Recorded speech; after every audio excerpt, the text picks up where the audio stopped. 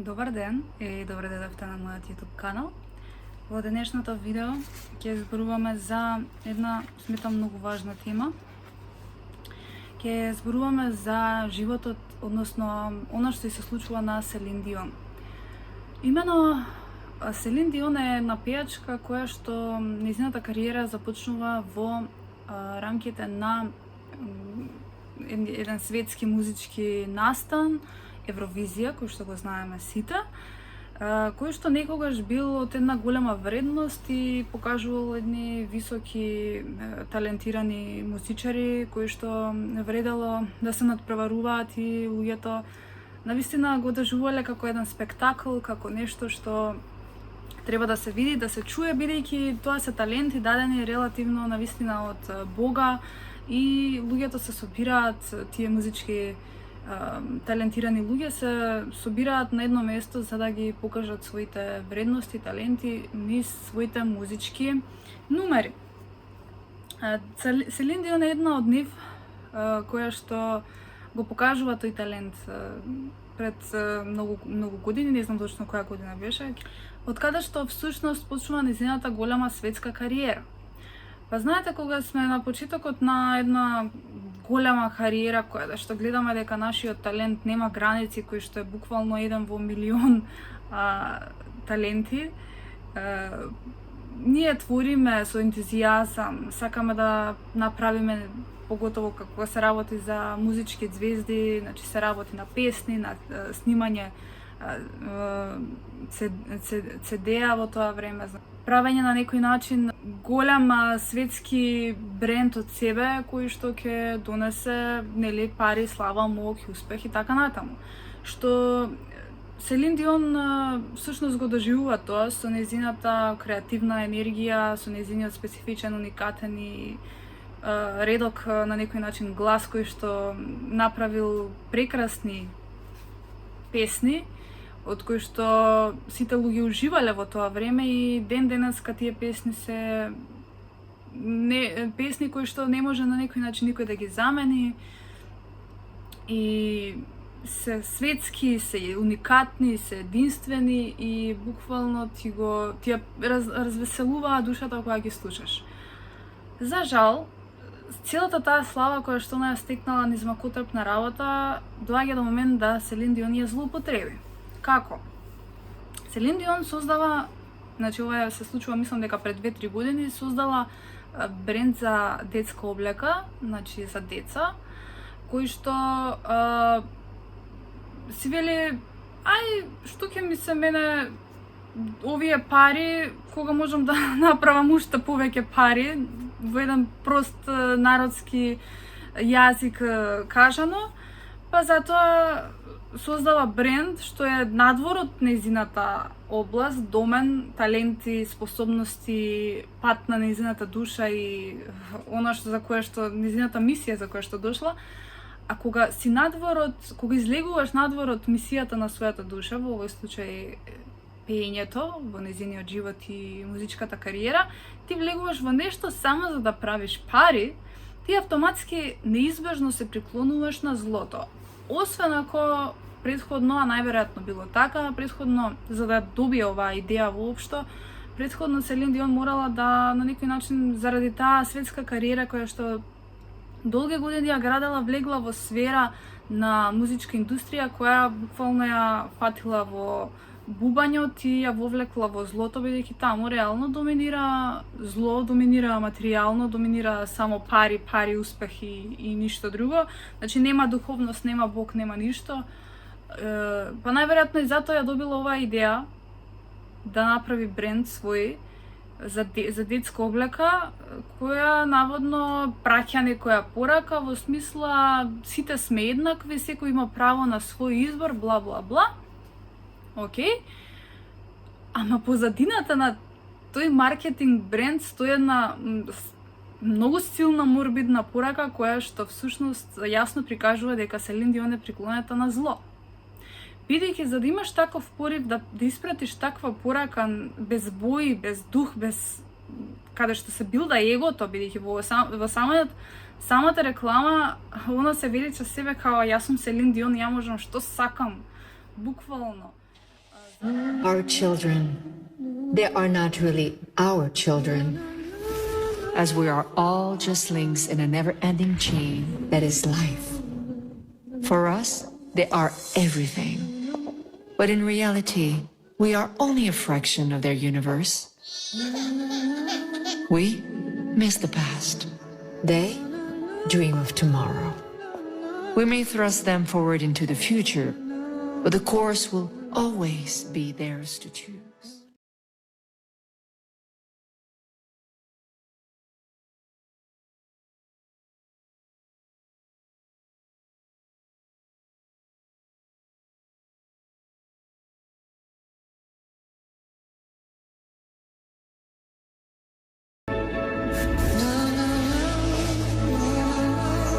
Now, listen, in case you didn't see it, boy oh boy, this commercial is wicked.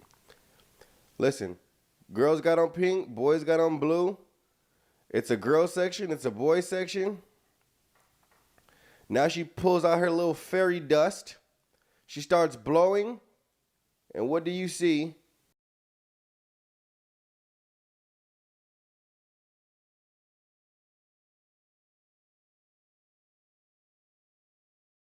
She's showing that boys aren't boys and girls aren't girls. It's some non-binary nonsense. But not only that, look at the scary things inside of the cribs or whatever they call those things.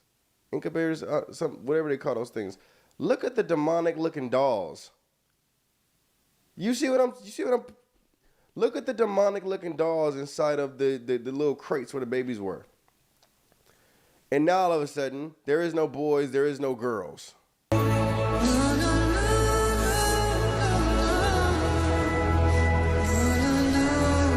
Not only that, a whole shirt says New Order. What order? What order, Celine? The new order that they're trying to lead us into, the New World Order. Just in case some of you guys still wasn't catching on to that.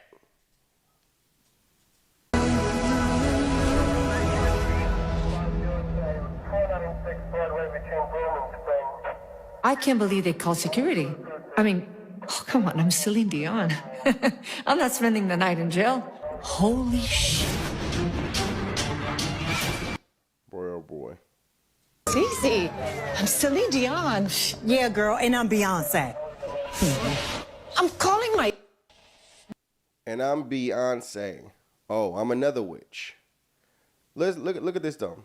Celine new, right? Promoting I guess a youth clothing line. Со јавен настани со публика, живее за таа публика. Замислете, се ти е одземено и внатрешно телото, душата ти ги уништува само заради таа зла енергија, заради површност, заради она што го живееш ти денеска, бидејќи тоа можеме многу лесно и јасно да го видиме со тоа што Селин Дион и на самиот настап на Олимписките игри, она, знаете, село гори и баба се чешла.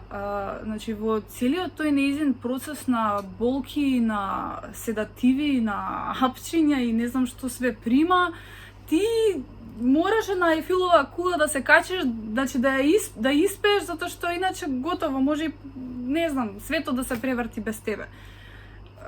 Затоа што неизиниот порив на луксус доминира, значи самата нејзина појава усред нејзина најголема болест и страдање, она носи луксус. Значи она во минатите години постојано луксус, значи постојано манифестира пред публиката нешто што е минливо и површно и далеку од душата.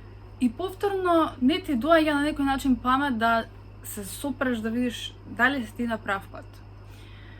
Кога сме веќе кај тоа, всушност Селин Дион е ставена моментално на раскрсница и секој човек ја добива во животот таа раскрсница за да види каде е, значи на раскрсница каде што Бог или животот ти вели или ќе продолжиш со овој начин на живење како до сега и ќе си ја привлечеш смртта и болеста да те докрајчи, бидејќи си дел од зло. Значи, самите Олимписки игри кажуваат дека тоа е една машинерија на најголемо правење на пари. Пред некој ден ми излезе видео дека значи да отидеш на Вимблдон или не знам, вајда на тие крајните завршни игри, една карта чинела 10.000 евра. Замислете 10.000 евра, а сигурно и повеќе за првите редови. Значи, тоа се пари кои што може само елита, огромен луксус е тоа. Значи, само елита може да си го дозволи. Сите што се делат такви игри и манифестации и настани, сето тоа доминира зло. Тука ги става во круг и музичарите, за да отидеш ти на светски музички настан, кај познат музичар, како е Селин Дион, сигурно се плаќаат по неколку илјади денари за карта. Сето тоа е луксус кој што ти вели, тоа што мене Бог ми го дал бесплатно, јас на обичниот човек му го наплаќам пето дупло, за да не може сиромашниот да си го дозволи, туку само богатиот. И за да го билдам јас злото фактички.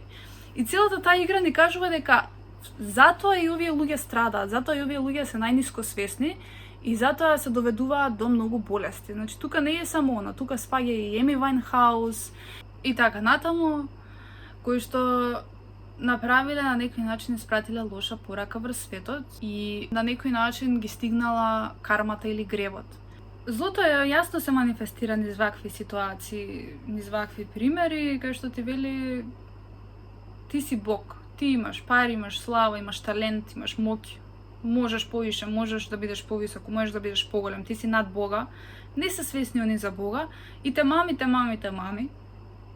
И ти влегуваш во вакви игри на злото, каде што на крај ти се маваат тиквите од главата, како што вели народната поговорка. Секој човек го стигнува гревот и кармата за кога е приклонет на злото и кога не е свесен за злото. Секој што минливо живее и не е свесен за Бога и не ги почитува духовните закони, неизбежно се доведува до законски регулативи кои што Бог ги има кажано и наумено и дадено, некако уцена за казна, туку ги има дадено како закон за да ти да можеш правилно да живееш во склоп со суштината на својата душа. Значи, целата суштина е нашата душа. Ти можеш, имаш право, имаш слободна волја да си уништиш својата душа и да правиш што сакаш со својата душа, ама секој си го сака на крајот од денот својот живот. Ако ти го сакаш својот живот, тогаш ќе се запрашаш дали е паметно да одиш и чекориш кон зло, кое што ти дава задоволство, моментални задоволства, но на долг рок ти носи многу страдање, многу болка, многу болести и многу негативни, за жал, настани кои што ќе те стават на раскрсница да се запрашаш или овој начин е добар и правилен, а не е, или ќе прекинеш со овој начин на живот, или ќе си ја прифатиш смртта, ќе си ја прифатиш болеста, ќе си ги прифатиш последиците од начинот на живот. Тоа значи, без разлика дали е за мало или големо нешто. Во овој случај, во ова видео зборуваме за Селин Дион, која што има светска слава. За секој човек важи истото. Имаш мал бизнис, а злоупотребуваш цени од тој мал бизнис со своите производи, еден ден неизбежно те чека болеста. Еден ден неизбежно те чека исходот од тоа што другите луѓе ги гледаш како пиуни од кои што можеш да правиш пари, а не како браќа и сестри кои што Бог ги создал сите луѓе еднакви.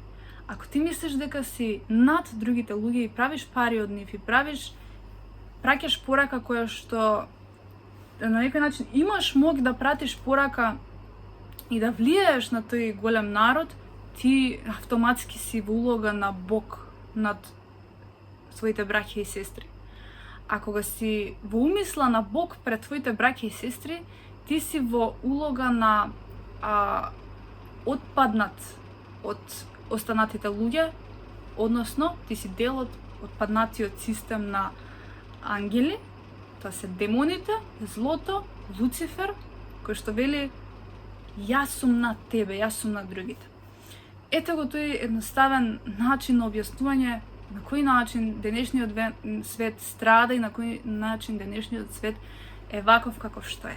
А всушност во самата Библија, во Светото писмо, има дел каде што јасно кажува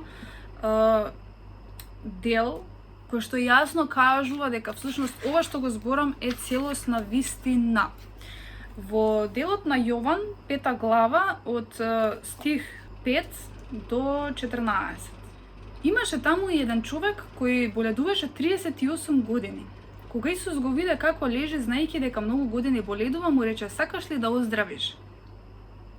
Болниот му одговори: "Да, Господи, само немам човек што ќе ме спушти во бањата кога ќе се раздвижи водата. Додека јас да дојдам, друг слегува пред мене." Исус му рече: "Стани, земи ја постелката своја и оди си."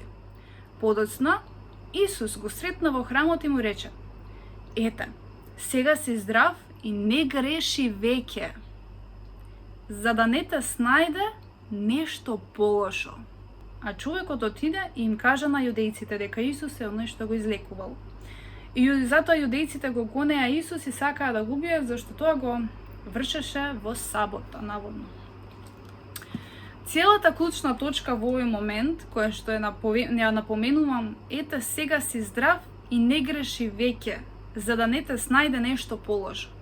Значи, Исус јасно кажува дека кога грешиме, неизбежно се доведуваме до одредени последици, кои што на некој начин ќе ни ја уништат или душата, или телото.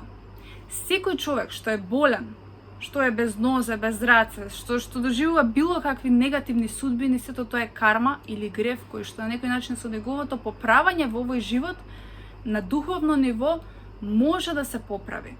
Понекогаш тоа е целиот живот, бидејќи многу луѓе носат многу тешка карма или тешки гревови, кои што понекогаш треба и многу долг период за да бидат исцелени. Но секогаш крајниот исход е срцето и љубовта Бога. Секогаш крајниот исход треба да биде да си легнеме од овој живот за секогаш со Бога во срцето, а не со јас сум Бога на другите луѓе.